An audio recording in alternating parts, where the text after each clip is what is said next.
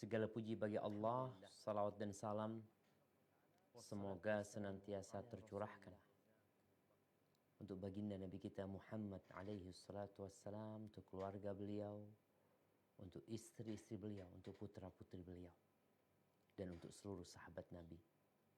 Semoga Allah meridhai kita bersama mereka. Amma ba'd, ahibati fillah. Entah berapa ribu tahun yang lalu, setelah Nabi Ibrahim alaihi salam meletakkan putra sematawayang Ismail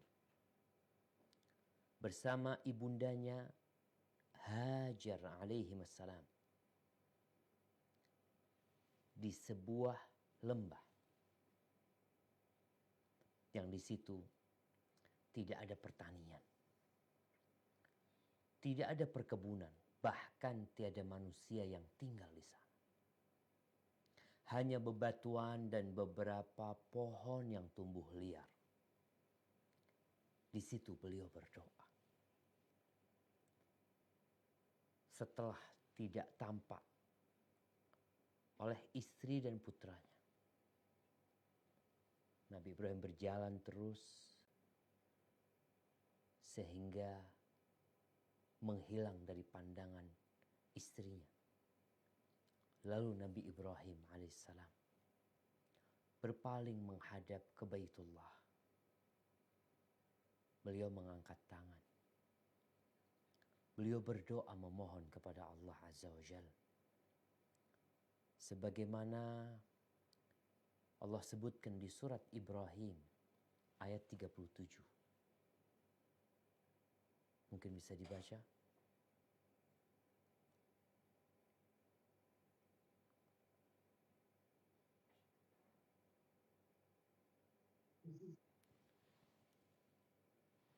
Ayat 37 dan 36.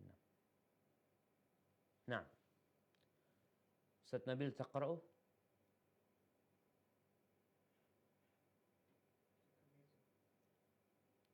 Tafadhal Ustaz Nabil. ربنا إني أسكنت من ذريتي بواد غير ذي زرع عند بيتك المحرم ربنا ليقيموا الصلاة فاجعل أفئدة من الناس تهوي إليهم وارزقهم من الثمرات لعلهم يشكرون. Ya Tuhan, sesungguhnya aku telah menempatkan sebagian keturunanku di lembah yang tidak mempunyai tanam-tanaman di dekat rumah Engkau Baitullah yang dihormati. Ya Tuhan, yang demikian itu agar mereka melaksanakan salat, maka jadikanlah hati sebagai manusia cenderung kepada mereka dan berilah mereka rezeki dari buah-buahan. Mudah-mudahan mereka bersyukur. Subhanallah. Allah mengabulkan doa Nabi Ibrahim alaihissalam. Semula kota Mekah yang tidak berpenghuni, datanglah Qabilah untuk tinggal di sana. Qabilah Jurhum dipanggil keluarga mereka untuk menetap di sana. Karena Allah Jalla Jalaluhu telah mengeluarkan mata air Zam-Zam sebagai sumber kehidupan di sana.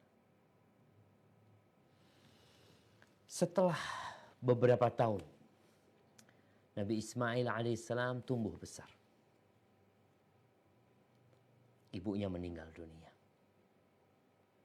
Dan Nabi Ismail pun menikah dengan salah satu wanita dari kalangan Jurhum. Suatu hari Nabi Ibrahim datang untuk menjenguk putranya. Tapi ternyata gak ketemu dengan putranya. Beliau berjumpa dengan istrinya. Istri Nabi Ismail ini kasar, kurang bersyukur. Yang akhirnya Nabi Ibrahim berpesan, kalau nanti Ismail datang, perintahkan kepada dia untuk mengganti bendol pintu rumahnya. Itu menceraikan istrinya. Akhirnya diceraikan. Datang kedua kalinya, gak jumpa lagi sama Nabi Ismail, tapi ketemu istrinya yang sudah berganti. istrinya yang sahlah, thayyibah, yang baik hati, ya, yang murah senyum. Yang kemudian Nabi Ibrahim berpesan kepada istrinya agar nanti kalau Ismail datang sampaikan salamku. Dan agar dia menjaga dan merawat istrinya. Datang yang ketiga kali, disitulah Nabi Ibrahim alaihissalam membangun Ka'bah. Sebagaimana Allah ceritakan dalam Al-Quranul Karim, wa idh yarfa'u Ibrahimul qawa'ida minal baiti wa Ismail. Dibangun itu Ka'bah yang pondasinya sudah ada. Dan yang dilakukan oleh Nabi Ibrahim alaihissalam hanya meninggikan bangunannya. Setelah selesai bangunan Ka'bah itu, Allah memerintahkan Nabi Ibrahim alaihissalam untuk mengundang umat manusia untuk datang ke rumah Allah Azza wa Jalla. Sebagaimana Allah ceritakan hal itu di surat Al-Hajj, surat Haji, ayat 27. Nah, tafadhol dibaca.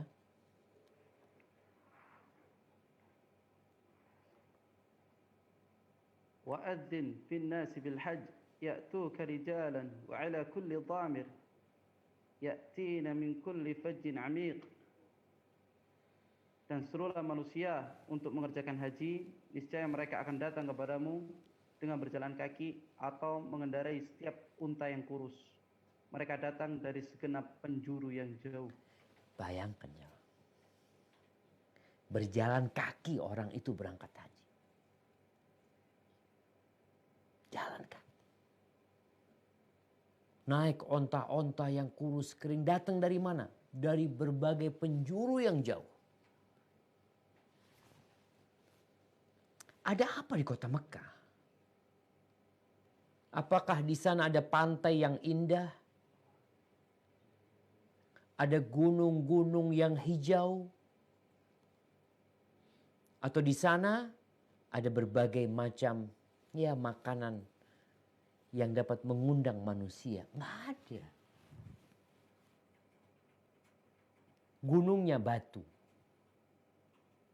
Tanaman-tanaman juga tidak tumbuh.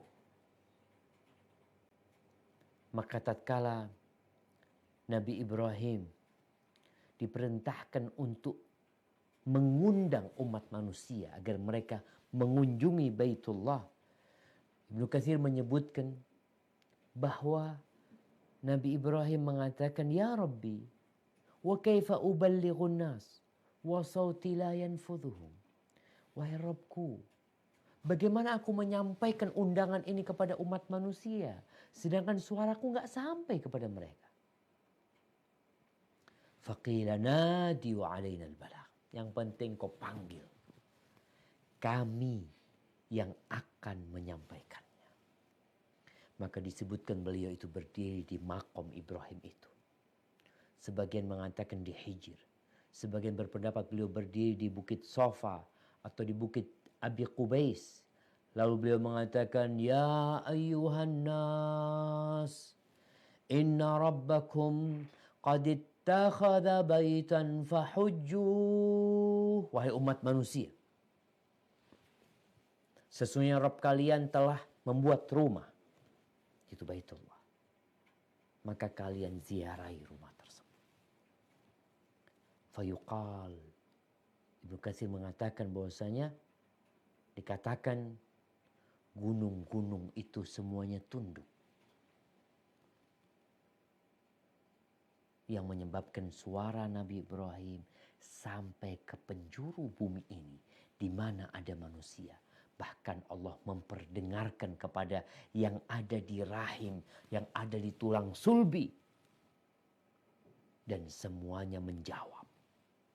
Bebatuan, pohon, tanah pun. Dan semua orang yang sudah Allah tetapkan dia berangkat haji sampai hari kiamat, orang itu akan menjawab mengatakan, labbaik Allahumma labbaik. Ya Allah, kami berangkat. Ya Allah, kami menjawab panggilan.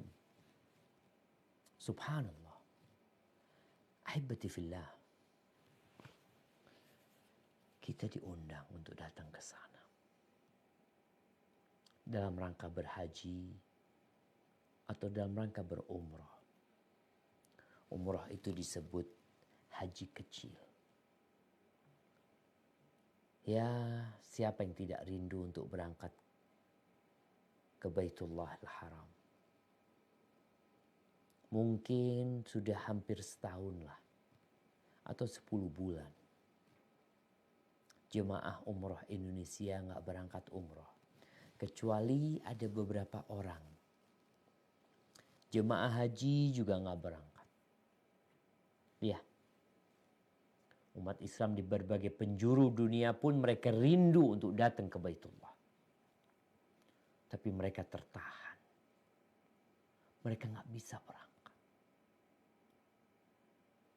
Ahibati fillah. Ketika Rasulullah Sallallahu Alaihi Wasallam berada di kota Mekah bersama para sahabatnya, maka dengan mudah Nabi Alaihissalam melaksanakan ibadah haji, melaksanakan ibadah umrah, salat di Masjidil Haram, tawaf di Baitullah. Namun setelah beliau hijrah, maka para sahabat Nabi tertahan, nggak ada yang bisa umrah selama 5 tahun. Kalau kita baru 10 bulan. Nabi SAW, di situ ada Abu Bakar, di situ ada Umar, di situ ada Uthman, di situ ada Ali bin Abi Thalib. Ada sahabat-sahabat yang dijamin masuk surga. Mereka nggak bisa berangkat umrah. Nggak boleh masuk ke Mekah sama orang-orang musyrikin. Namun di tahun ke-6, jadi hampir 6 tahun sebenarnya, di tahun ke-6 Hijriah, Rasulullah Sallallahu Alaihi Wasallam bermimpi bahwa beliau memasuki Masjidil Haram bersama para sahabatnya. Dan dalam mimpi Nabi SAW beliau melihat para sahabat tawaf di rumah Allah. Maka akhirnya beliau memberikan kabar gembira kepada para sahabat bahwa mereka akan umrah. Maka gembiralah para sahabat Nabi dengan gembira yang gak bisa dibayangin. 6 tahun gak umrah mereka.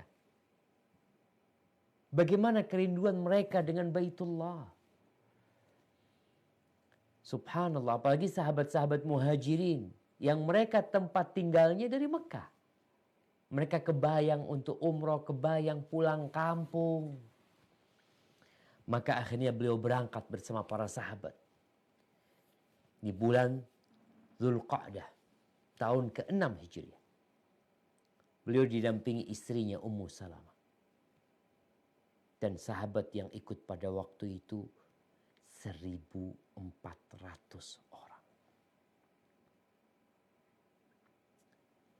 Sesampainya di miqat, di Dzulhulaifah, mereka semua pakai ihram, mereka berniat dari sana. Mereka bergerak menuju ke Mekah dengan kerinduan yang telah memenuhi hati mereka. Membuat mereka terus mengatakan labbaik Allahumma labbaik. Labbaik la syarika laka labbaik. Innal hamda wan ni'mata laka wal mulk la syarika lak. Subhanallah, berangkat mereka terus. Di tengah jalan ternyata orang-orang musyrikin mengirim Khalid bin Walid untuk menghadang Nabi SAW bersama para sahabat. Akhirnya beliau berusaha untuk mencari jalan lain agar beliau tidak berhadapan dengan Khalid bin Walid dan orang-orang musyrikin. Karena memang sahabat ini bukan mau perang mereka. Mereka mau umrah. Akhirnya sampailah para sahabat di satu tempat yang namanya Hudaybiyah. Ya, kira-kira 25 kilo dari kota Mekah. Sampai di Hudaybiyah itu tahu-tahu onta Nabi SAW nggak mau jalan.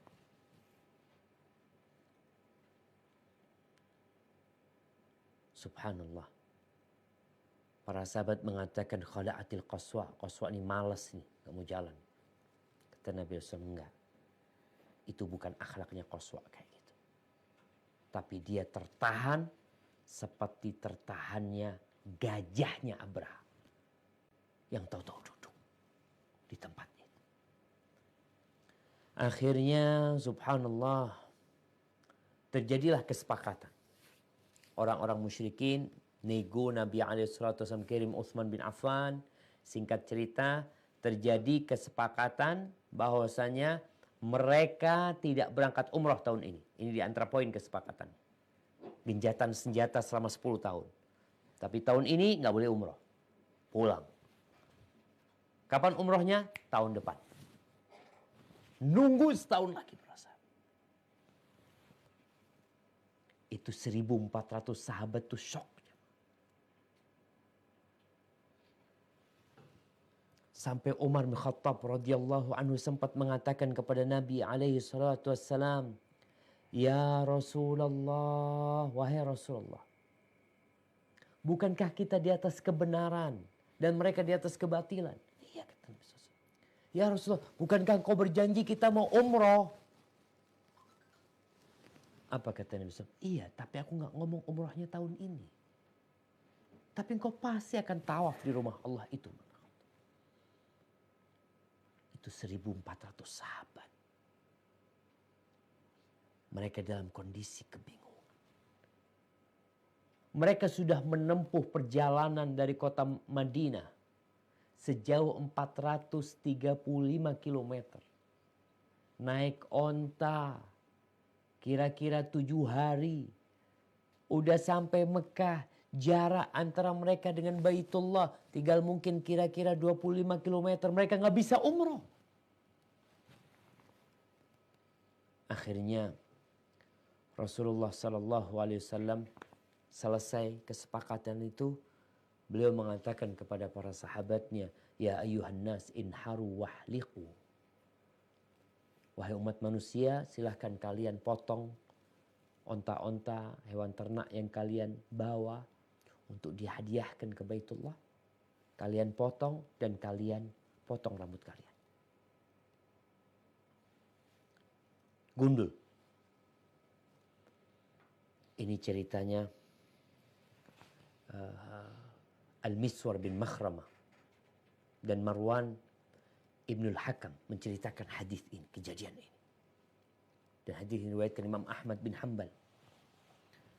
Ketika Nabi SAW mengatakan, "Sembelihlah kurban kalian dan potonglah rambut kalian." Fama qama ahad. 1.400 orang itu gak ada yang berdiri. Mereka semua duduk seakan-akan tidak punya kekuatan lagi. Dalam bayangan mereka, kerinduan mereka tidak akan terobati. Gak bisa umrah. Qala thumma ada bimithliha. Lalu beliau mengulangi lagi mengatakan, "Ya ayyuhan nas inharu wahliqu."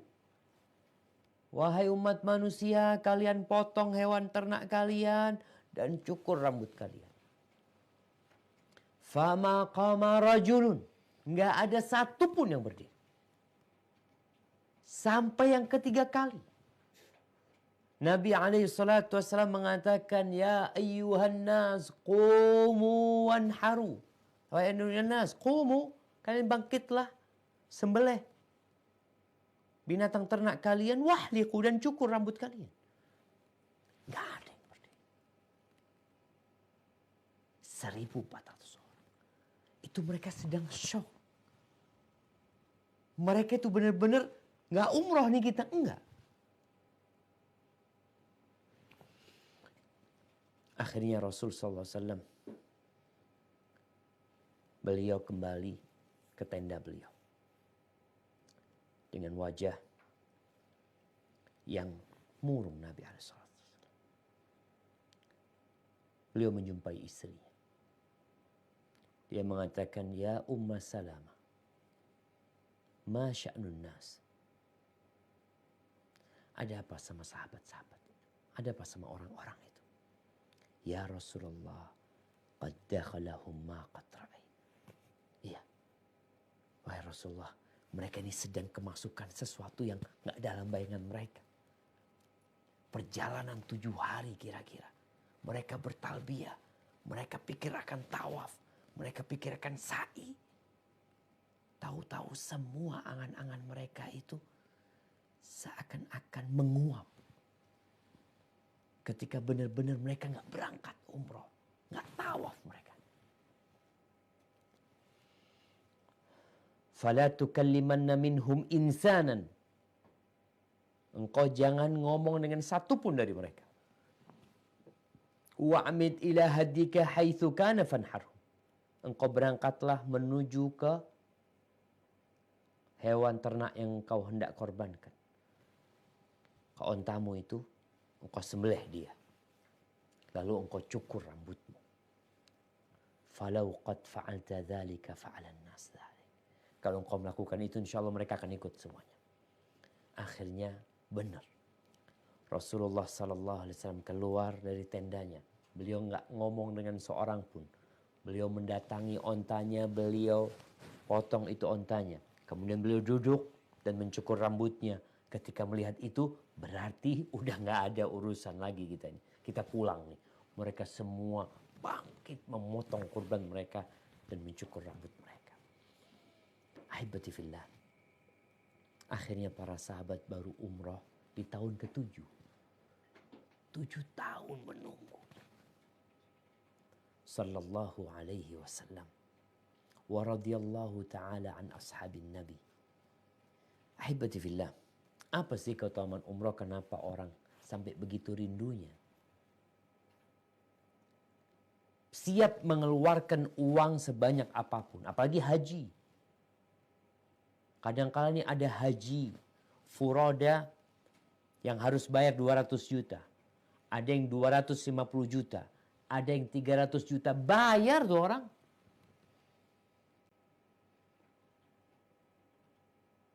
Kalau buat beli mobil, 1 mobil tuh jemaah. Tapi mereka bayar. Karena mereka menginginkan sesuatu yang tidak ada dalam bayangan orang-orang yang tidak beriman. Dari Abu Hurairah radhiyallahu anhu, Rasulullah sallallahu alaihi wasallam bersabda, "Al-umratu ila al-umrati kaffaratun lima bainahuma."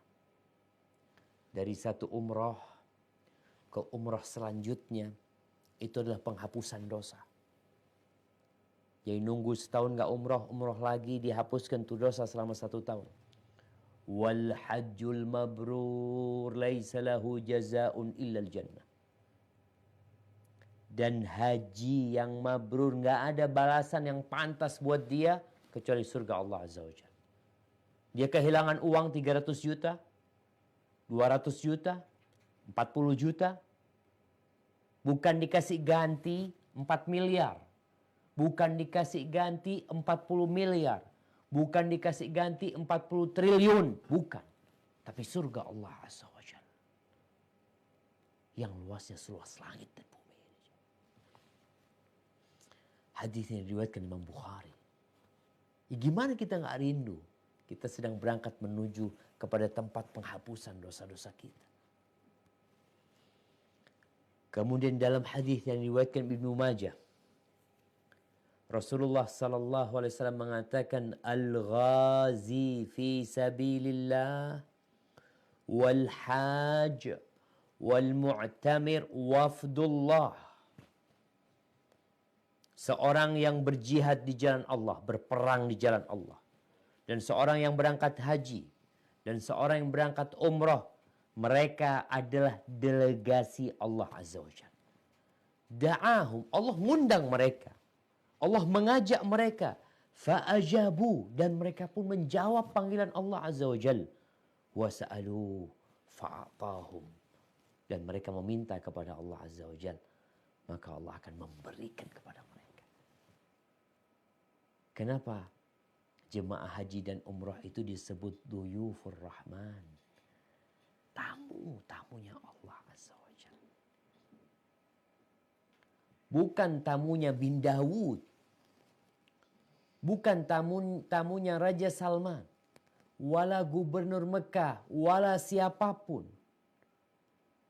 Walaupun mungkin visa yang mengeluarkan manusia, tapi sejatinya yang ngundang antum adalah Allah Azza wa Jal. Allah perintahkan Nabi Ibrahim, wa'adzin finnas bil hajj. Undang tuh orang untuk berziarah ke rumah Allah Azza wa Jal, untuk berhaji. Bayangin ya, kalau antum diundang sama raja, kira-kira bagaimana sambutan raja? Bagaimana pelayanan yang akan diberikan kepada antum? Bagaimana servis yang akan diterima oleh antum? Itu raja. Raja punya apa jemaah? Sandalnya bukan punya dia. Mungkin raja yang ngundang antum mati, kemudian dia nggak bisa menservis antum. Tapi kalau yang ngundang antum Rabbul Alamin, bayangkan Rabbul Alamin. Yang memiliki segala-galanya, yang ala kulli syai'in qadir, yang dia Ar-Rahman, Ar-Rahim, Al-Malik, Al-Quddus, As-Salam, Al-Mu'min, Al-Muhaimin, Al-Aziz, Al-Jabbar, Al-Mutakabbir. Dia ngundang antum. Makanya antum akan dimuliakan sama Allah Azza wa Jalla. Kemudian, ya sebagian orang berpikir, Ustadz sekarang pandemi Ustadz. Ya sayang kita kalau berangkat umroh. Kalau mungkin kita takut resiko penyakit, ya jangan berangkat sekarang. Tapi kalau sudah aman nantinya, berangkat. Sayang fulusnya Ustaz. Ahibati fillah. Ternyata orang yang umroh itu, orang yang gak takut miskin. Orang yang percaya sama janji Allah Azza wa Jalla. Makanya kadang-kadang kita ngelihat ada orang berangkat umroh. Allah jemaah. Anda melihat orang berangkat umroh dengan mata kepala Anda sendiri. Dia orang Jember. Rumahnya sederhana sekali. Pagar rumahnya itu dari bambu. Anda masuk ke rumahnya, ya sebagian belum dicat. Perempuan sudah tua. Yang ngomong, Ustadz insya Allah Anda mau berangkat umroh Ustadz. Masya Allah. Bayangin ya. Waktu itu kalau nggak salah dia berangkat dengan dana 36 juta.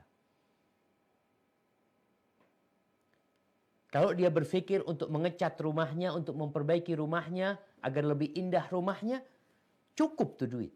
Tapi dia tidak melakukan itu. Dia berangkat umroh.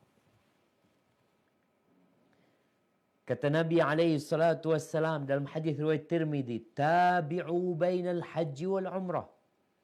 Fa inna mutaba'atan bainahuma tanfidh dhunuba bil maghfirah kama yanfil kir khabathal hadid.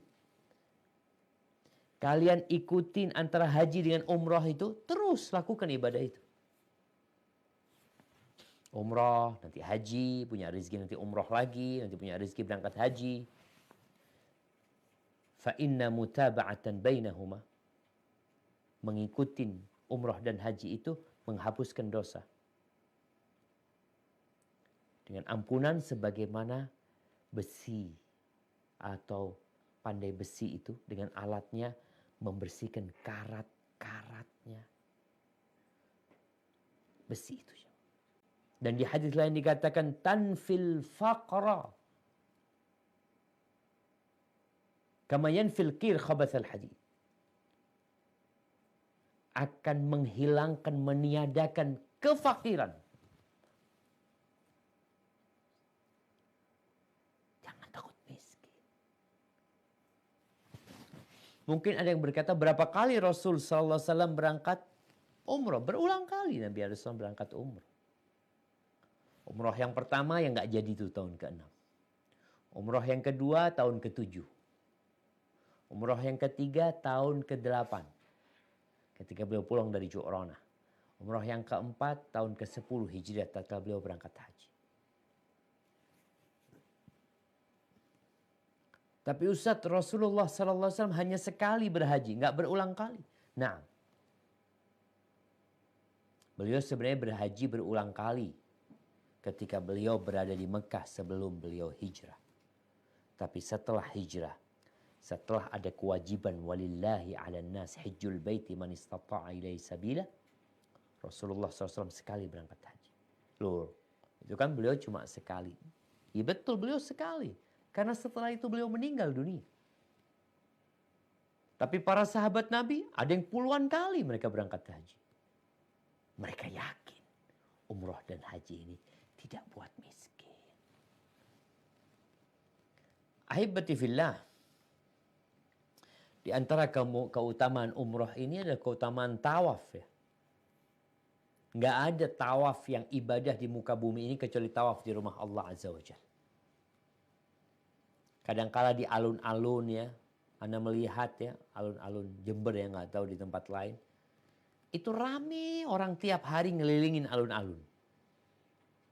Ada yang jalan, ada yang lari, ada yang bersepeda. Tapi bukan dalam rangka ibadah. Dalam rangka diet, ingin sehat. Hanya ada di satu tempat yang keliling itu bernilai ibadah. Yaitu tawaf di rumah Allah Azza wa Jalla. Allah mengatakan waliyatawafu bil baitil atiq. Hendaklah mereka tawaf di rumah Allah Azza wa Jalla. Dapat apa? Kata Nabi alaihi salatu wassalam dalam hadis Abdullah bin Umar bin Khattab radhiyallahu anhuma, man tawafa bil bait, barang siapa yang tawaf di rumah Allah, lam yarfa qadaman wa lam yadha ukhra illa kataballahu lahu hasanah wa hatta anhu biha khati'ah wa rafa'a lahu biha darajah. Itu orang yang tawaf. Kalau antum tawaf keliling alun-alun, nggak dapat nih. Tapi tawaf keliling rumah Allah Azza wa Jal, satu langkah antum mengangkat kaki atau meletakkan kaki, itu dihapuskan satu dosa, ditulis satu pahala, diangkat derajatnya oleh Allah Azza wa Jal. Rawahu Ahmad wa Tirmidzi. Subhanallah jemaah. Tuh, tawaf yang berpahala.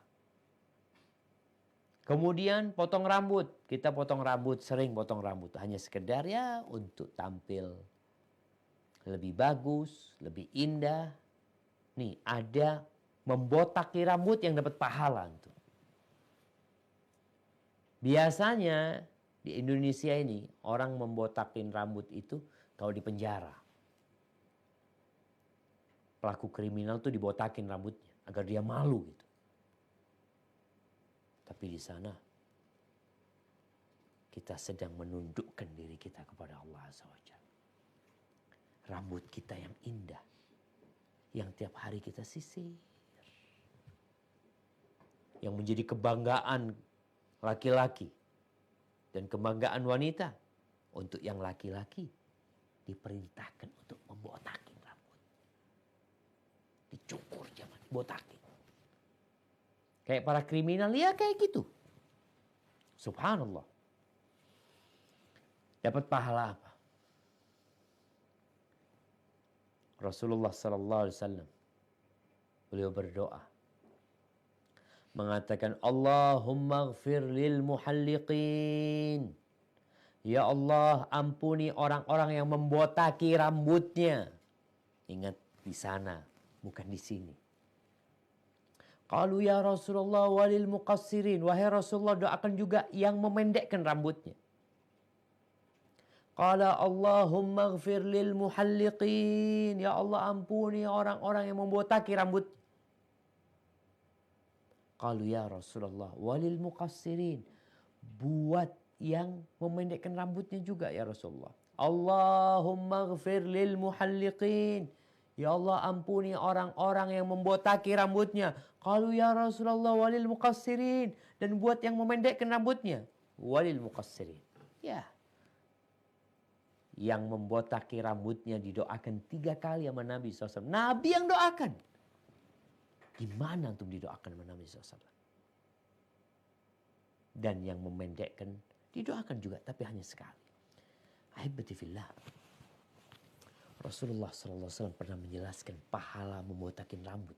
Kalau kita cukur hari ini, besok, lusa, ya udah cukur biasa.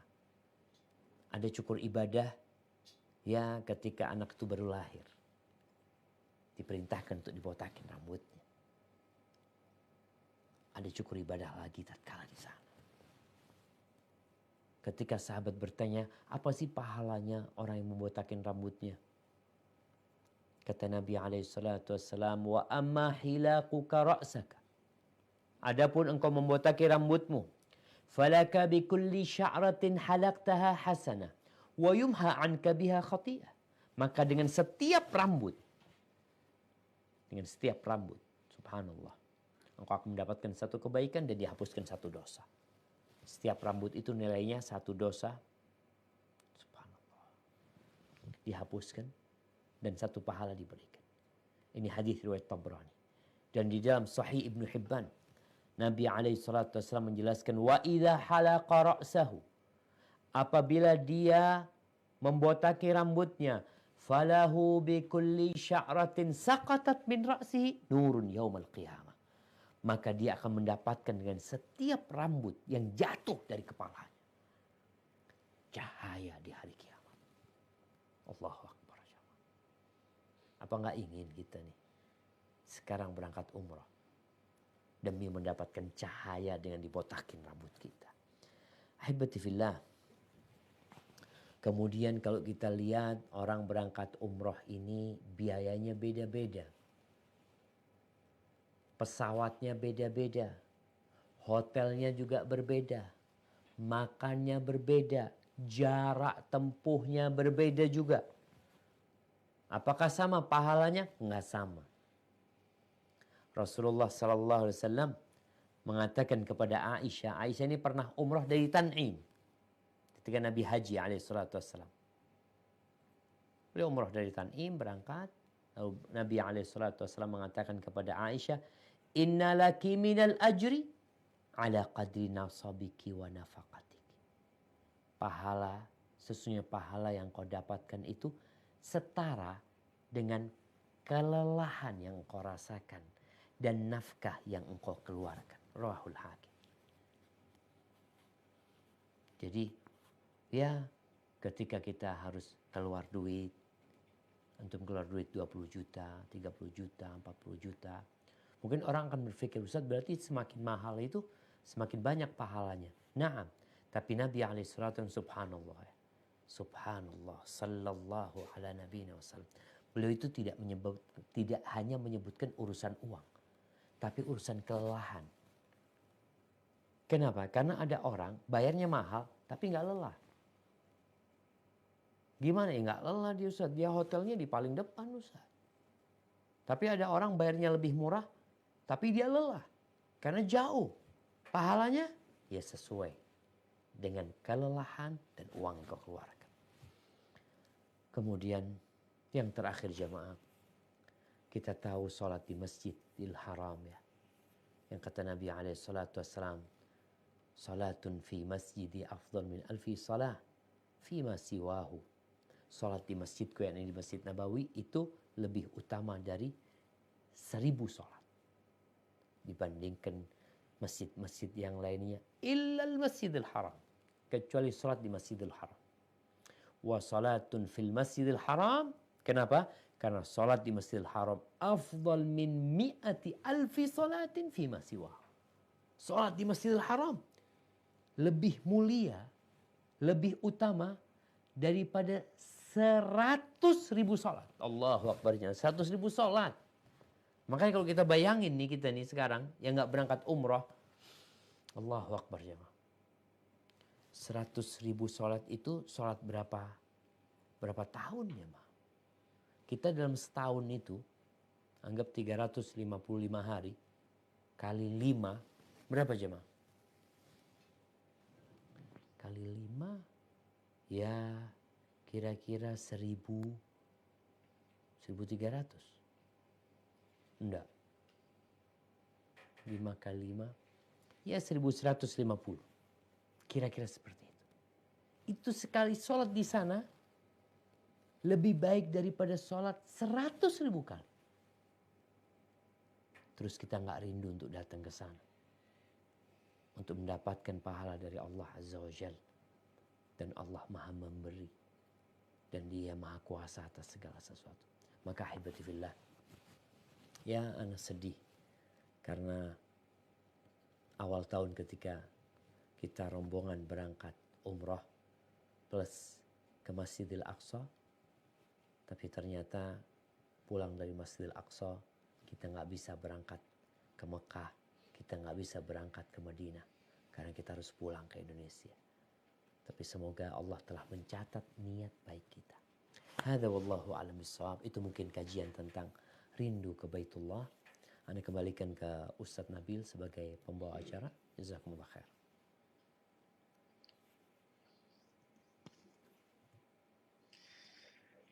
Masya Allah, tabarakallah. Jazakallah khair Ustaz atas nasihatnya dan juga sejarah. Berkaitan dengan pertanyaan. Nah, Mungkin ada sebagai jamaah yang ingin bertanya langsung ke Ustaz Syafiq Reza Baskalama. Tafadhal.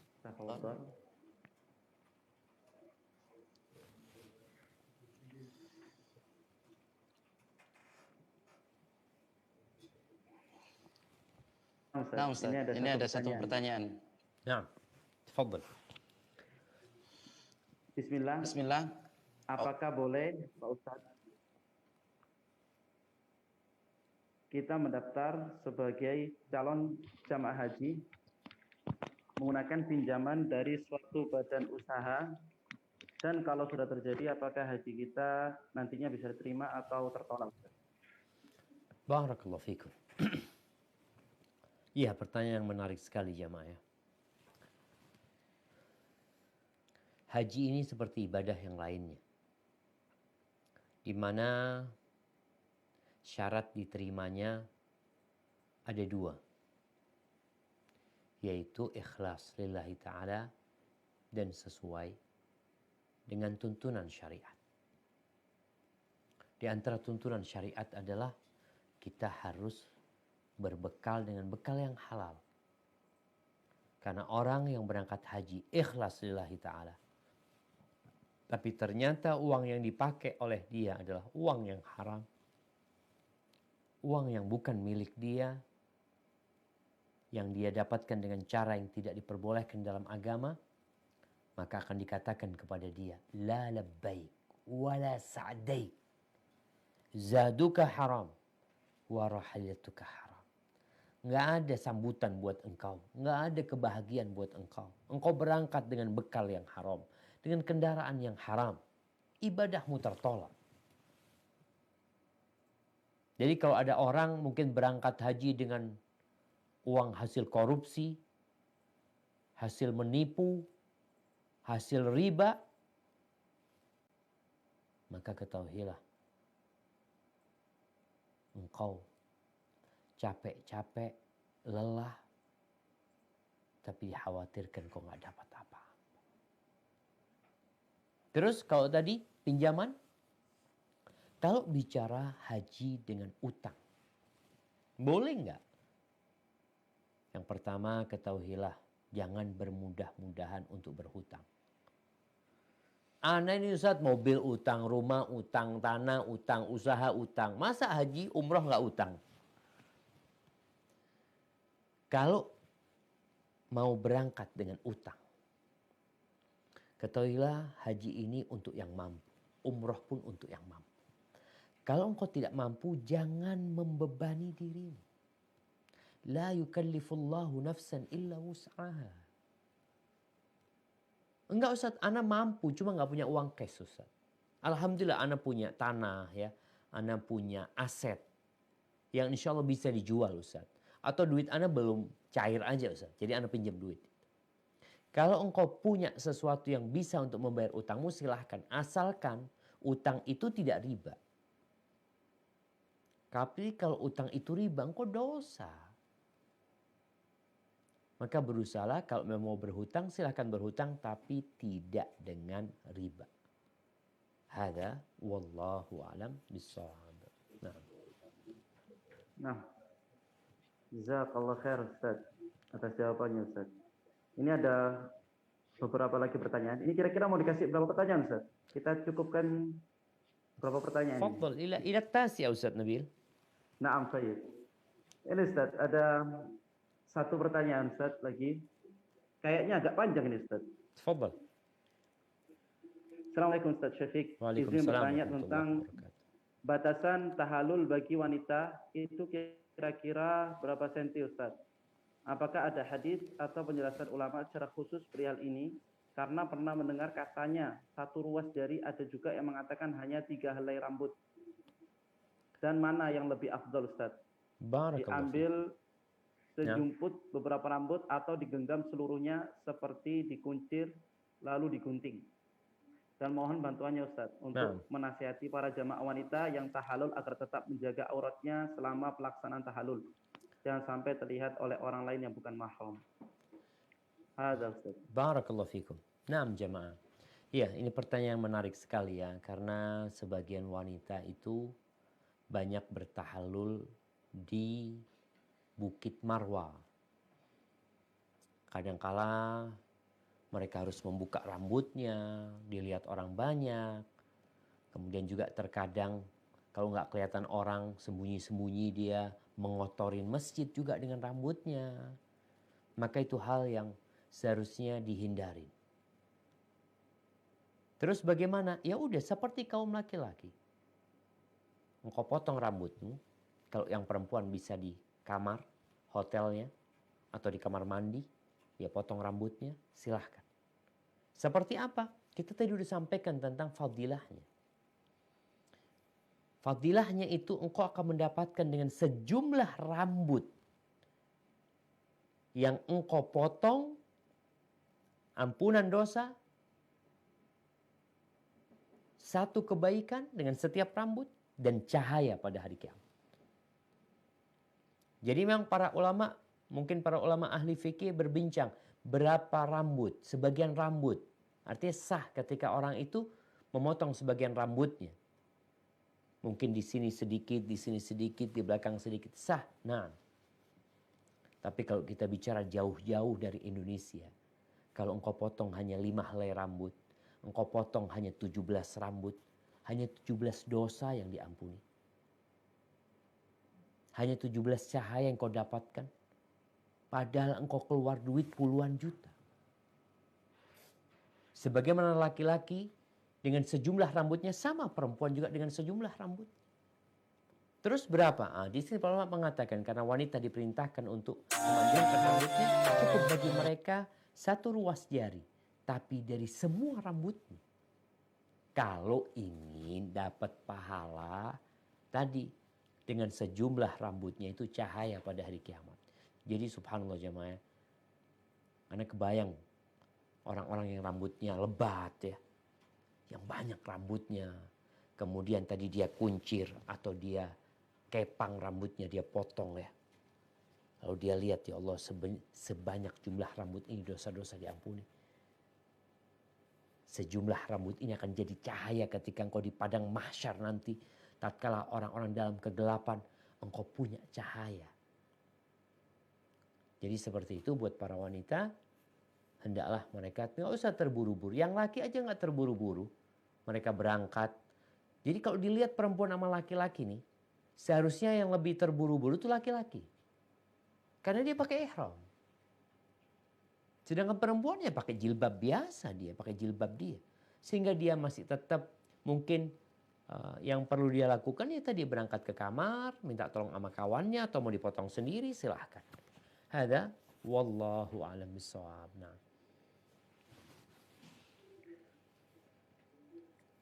Jazakallah khair Ustaz. Untuk pertanyaan selanjutnya Ustaz. Ini dari Love Baking namanya. Assalamualaikum Ustaz. Waalaikumsalam warahmatullahi wabarakatuh. Apa benar ada pendapat umroh yang pertama boleh tanpa mahram untuk wanita Ustaz? Jadi yang pertama dibolehkan tanpa mahram, setelahnya baru tidak dibolehkan. Seperti itu Ustaz. Nah, jadi masalah ini kembali kepada kewajiban. Begitu pula haji. Haji wajib, ada umrah wajib. Jadi ketika bicara kewajiban, di sini terjadi khilaf di antara para ulama. Memang ketika dia wajib umrah, dia wajib haji. Dan dia tidak memiliki mahram. Sedangkan semua persyaratan sudah terpenuhi. Kalau dikatakan tadi, secara kemampuan dia mampu. Secara keamanan dalam perjalanan, aman perjalanan itu. Cuma satu kurangnya dia, mahram. Maka sebagian ulama berpendapat, boleh dia berangkat, karena itu jadi kewajiban dia. Gitu. Namun pendapat yang lainnya mengatakan enggak. Bahkan pendapat Imam Ahmad bin Hanbal mengatakan syarat wajibnya itu adanya mahram. Ketika nggak ada mahram jadi nggak wajib buat engkau gitu. Jadi bukan kewajiban. Jadi khilaf yang terjadi antara ulama itu memang tadi. Ketika itu sudah wajib buat dia. Kemudian dia nggak ada mahram tapi ada jaminan keamanan. Sebagian ulama mengatakan berangkat dia. Ini yang nggak ada mahram jemaah. Tapi bukan berangkat tanpa mahram. Kalau engkau punya mahram, ya wajib berangkat sama mahramnya. Oh nggak cukup duitnya, nunggu cukup, nggak ada masalah. Tunggu. Ya, rindu Ustaz, bismillah. Kerinduanmu akan terobati. Tapi ibadahmu akan lebih sempurna tatkala engkau berangkat dengan mahrammu. Hadza wallahu a'lam bishawab.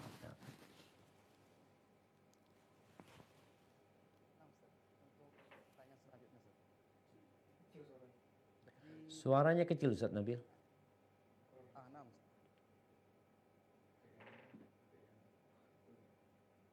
Tadi pakai headset.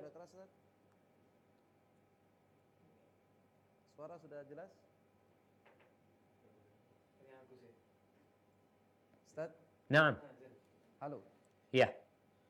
Tayyib. Mau tanya Ustaz, lebih baik dulu atau berhaji dulu Ustaz? Lebih baik umrah atau berhaji dulu? Mana yang lebih utama ini? Naam, Haji dulu, betul. Ya. Kalau kita bicara haji, haji ini yang rukun Islam. Yang mampu berangkat haji dulu. Cuma masalahnya orang mau haji ini nggak bisa langsung berangkat. Daftar. Buktikan kalau engkau mau berangkat haji dengan daftar. Karena sekarang itu berapa Ustaz Nabil kalau haji biasa itu daftarnya? Nah, Haji biasa itu sekitar pemerintah atau furoda itu Ustaz? pemerintah. Haji reguler yang pemerintah?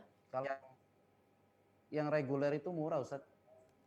Sekitar 35 juta. Iya, kalau nggak salah daftarnya 25 juta ya untuk kuota itu. Masa tunggunya Masya Allah lama. Betul. Nah, begini nih jamaah ini. Jadi ketika bicara haji yang nunggunya lama, maka ketika kau punya uang nih, alhamdulillah Ustaz, Ana punya uang Ustaz 25 juta. Cukup buat daftar haji. Udah duit itu buat daftar haji. Untuk mendapatkan kuota. Dalam rangka membuktikan kepada Allah kalau engkau memang niat aku berangkat haji ya Allah. Ini duitnya aku taruh di sini sudah. Untuk dapat kuota. Nunggunya nanti 10 tahun atau 15 tahun. Nggak ada masalah sudah. Kita nggak tahu umur kita. Tapi kita sudah niat berangkat haji. Buktinya Anda daftar. Alhamdulillah selesai. Kalau engkau punya rezeki lain, silahkan berangkat umroh. Udah berangkat, karena berangkat umroh sekarang daftar, sekarang berangkat gitu loh.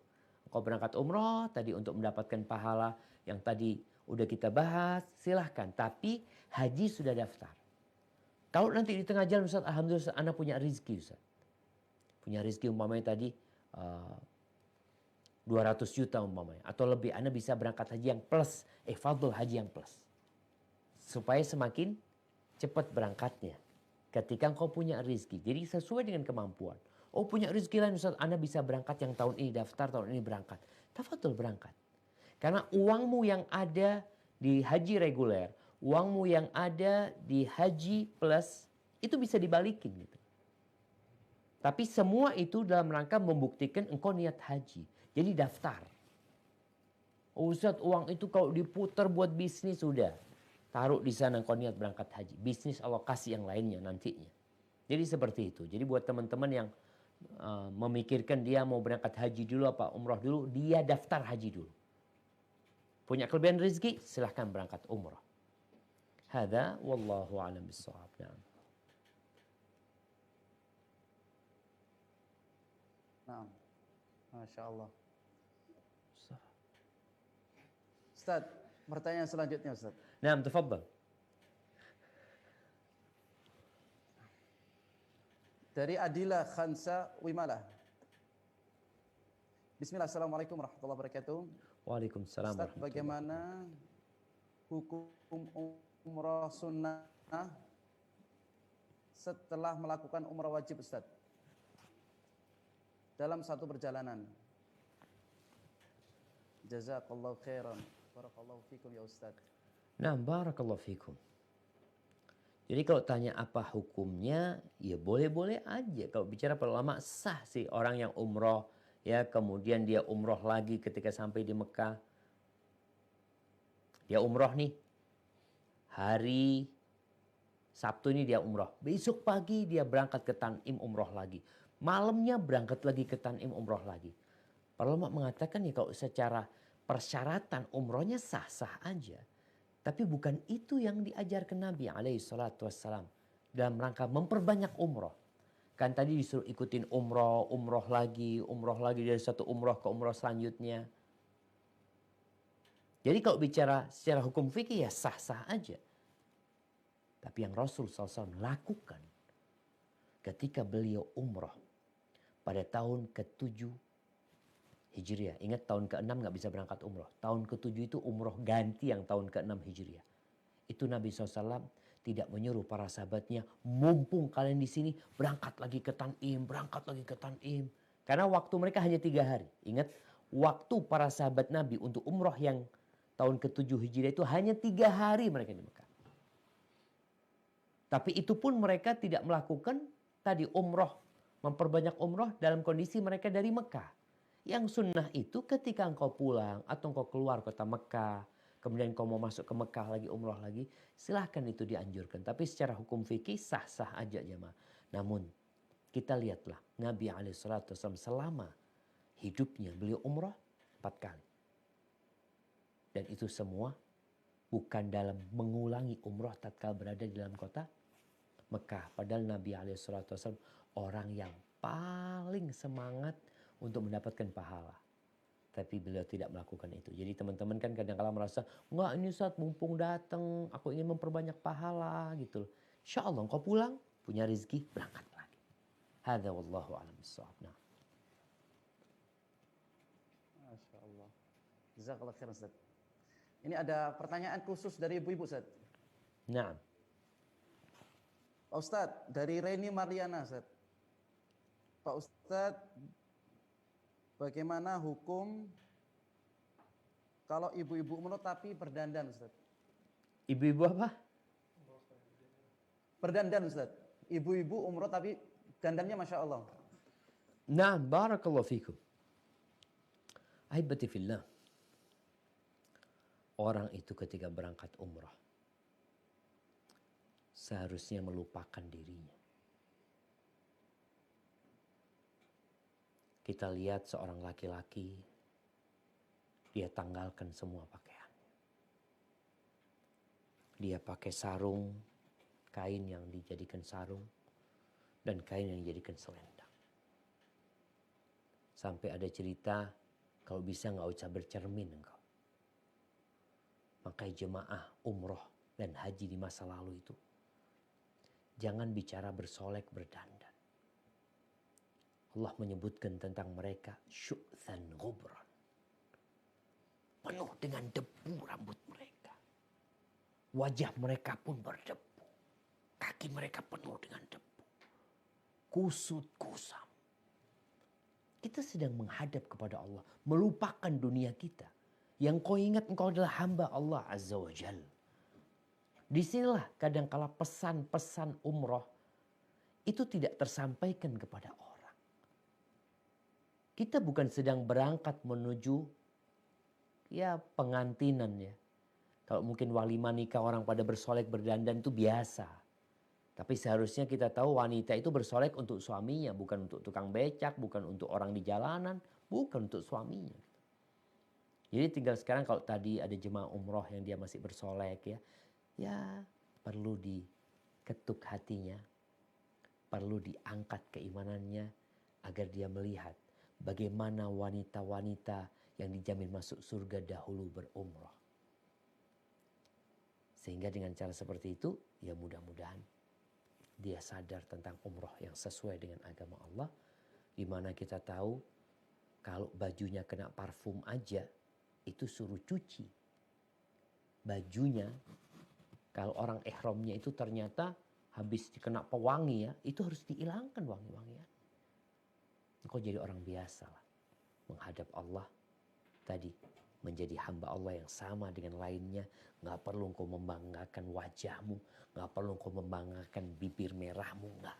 Engkau adalah hamba Allah yang penuh dengan dosa, yang engkau datang dari Indonesia membawa mungkin tumpukan dosa, dan engkau ingin pulang, dosa-dosa itu sudah habis.